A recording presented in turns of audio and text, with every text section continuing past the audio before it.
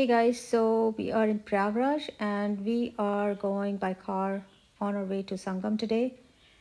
And as you can see, there's so much traffic on the roads. And look at these horses, horse ride. So Sangam is like 2 kilometers away from my home, and the traffic is just insane, as you can see. And now we are going on this muddy road. The Sangam, the river bank is very, very close now. And as you can see, there are so many street vendors, and you can see those camels in the background. And that's me.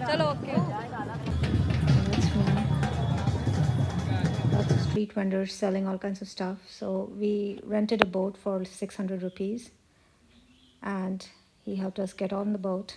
And there you go.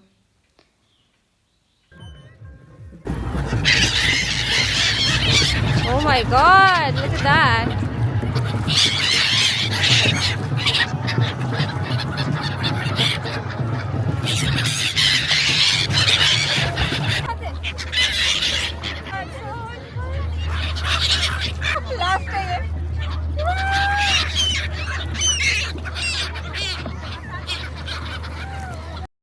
And that's how we ended our Sangam trip, and we're heading back home now.